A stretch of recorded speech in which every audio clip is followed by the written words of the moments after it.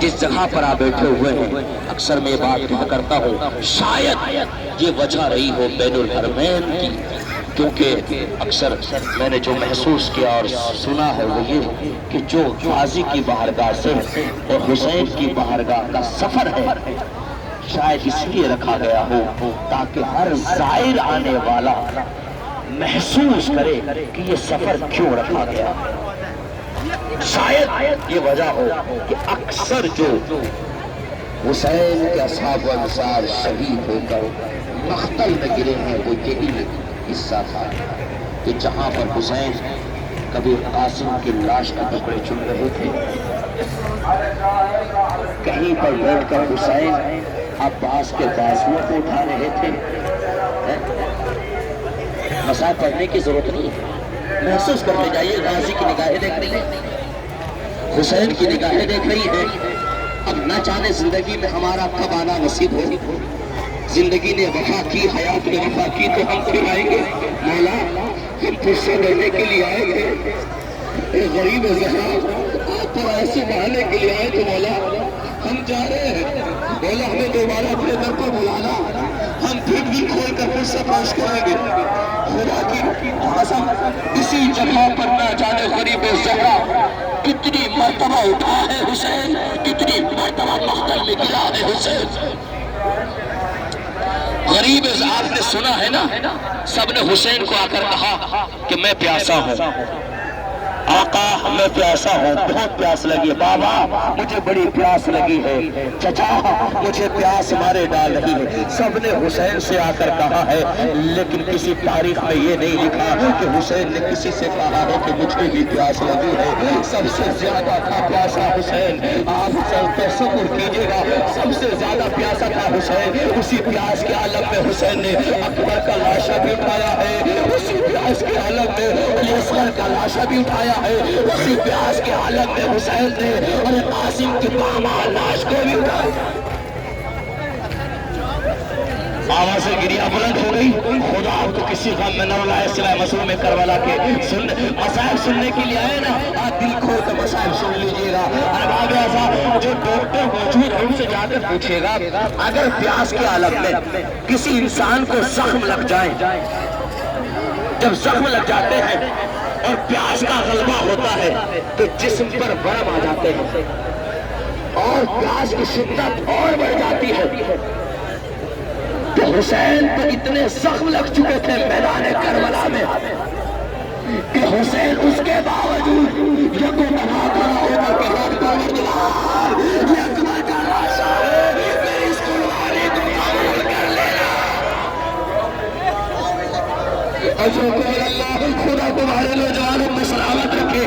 ارباب اعضاء ایک تصور پیش کرنا چاہتا ہوں، ایک بچہ ہوتا ہے نا، بچے کو اگر کوئی تکلیف، صاحبان اولاد تشریف فرما ہے، اگر کسی بچے کو کوئی تکلیف ہوتی ہے، بچے کو اگر تکلیف ہو جاتی ہے، بچہ سوتا نہیں ہے، روتا رہتا ہے، ماں بچے کو لیے ہوئے گھر کے کبھی اس صحن میں جاتی ہے، کبھی اس صحن میں جاتی ہے، کبھی ٹہلتی ہے، کبھی آتی ہے، کبھی جاتی ہے، تاکہ میرے بچے کو سکون مل جائے، تاکہ میرے بچے کو سکون مل جائے۔ خدا تمہاری اولادوں کو سلامت رکھے، جو بے اولاد ہے خدا انہیں اولاد نرینہ عطا کرے۔ ارباب اعضاء جب ماں ہے نا اپنے بچے کو پوری کوشش کرتی ہے کہ میری کوشش یہ ہے میرے بچے کو سکون مل جائے، لیکن کیا ہوتا ہے آخری وقت میں بچے کو اگر ماں کی آغوش مل جاتی ہے نا تو بچے کو سکون مل جاتا ہے۔ ارباب اعضاء بچہ کتنی تکلیف میں ہو تو ماں کی آغوش میں آ کر اس کو سکون مل جاتا ہے، لیکن اگر ماں کی آغوش میں آنے کے بعد بھی بچے کی تکلیف کم نہیں ہوتی تو ماں کی زبان پہ جملہ آتا ہے، اے بار الہ میرے بچے کے سارے غم مجھے دے دے، میرے بچے کو سکون دے دے، میرے بچے کی تکلیف مجھے دے دے۔ ارے یہی کچھ ہو رہا تھا میدان کربلا میں، حسین کو نیزے مارے جا رہے تھے، کوئی حسین کو تیر مار رہا تھا، ایک ماں ٹوٹی پسلیوں کو سنبھالے ہوئے، اے بار الہ یہ نیزے مجھے لگ جائے، یہ تلواریں مجھے لگ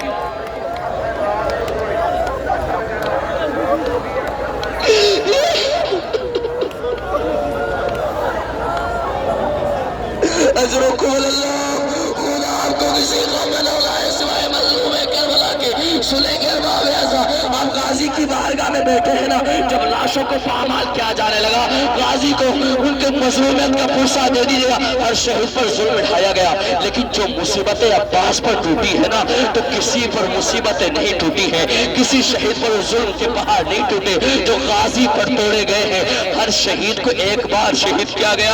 امام صادق علیہ السلام فرماتے ہیں کہ ہر شہید کو ایک بار شہید کیا گیا، میرے چچا عباس کو 2 بار شہید کیا گیا۔ ایک مرتبہ تیر کے ذریعے سے، تلوار کے ذریعے سے چچا عباس کو مارا گیا، دوسری مرتبہ زبان کے ذریعے سے مارا گیا۔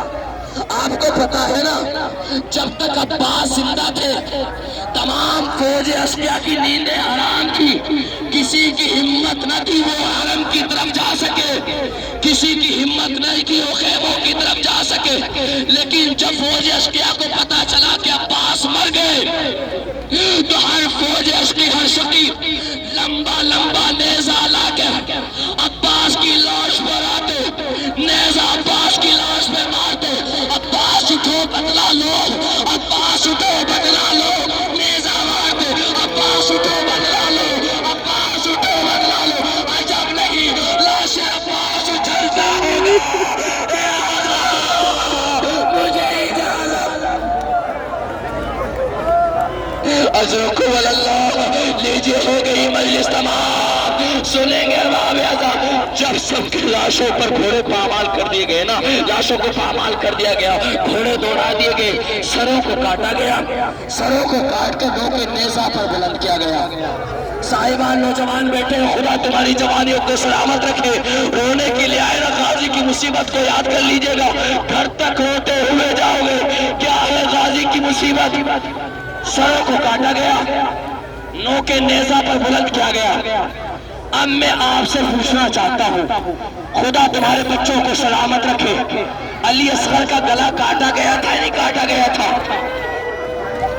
6 مہینے کے بچے کا گلا زیادہ بڑا نہیں ہوتا، چھوٹا سا گلا تھا، نیزہ بڑا تھا، ملونوں نے نیزے پر سروں کو بے وقت کرنا شروع کیا۔ اب محسوس، ہر چیز پڑھی نہیں جاتی، محسوس کی جاتی ہے۔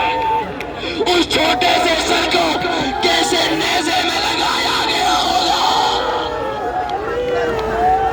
اصغر کا سر جب نو کے نیزہ پر بلند کیا ہوگا، مجھے نہیں پتا نواب نے کیسے برداشت کیا ہوگا۔ عمر سعد نے دیکھا علی اصغر کا سر موجود ہے، اکبر کا سر موجود ہے، اور محمد کا سر موجود ہے، حسین کا سر موجود ہے، سب کے سر دیکھنے کہا ہم نے 72 شہید دیکھے، یہ 71 سر نظر آ رہے ہیں۔ شبر لہون آگے بڑھا، عمر سعد ہم نے بڑی کوششیں کی ہیں، عباس کا سر نیزہ پر بلند نہیں ہوتا۔ آخری بات ہے، محسوس کر لیجیے گا رونے کے لیے، ہم نے سب کے سر بلند کر دیے، عباس کا سر نو کے نیزہ پر بلند نہیں ہوتا۔ غازی ہماری اس مسئلے کو قبول کر لیجیے گا، ارے عباس کا سر جب ہم اس کو ہاتھ لگاتے ہیں آنکھیں کھلی ہوئی ہوتی ہیں، اٹھانا چاہتے ہیں آنکھیں بند ہو جاتی ہیں، اور ہمارے کہا غیرت عباس نے گوارا نہ کیا، ارے زینب ننگے سر کھڑی ہو، عباس کی آنکھیں کھلے۔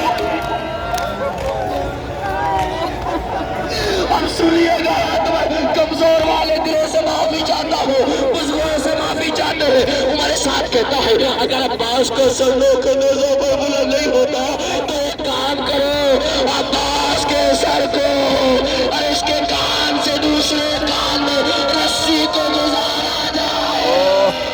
مجھے نہیں پتا آپ نے کیسے برداشت کیا، ارے سر سے رسی کو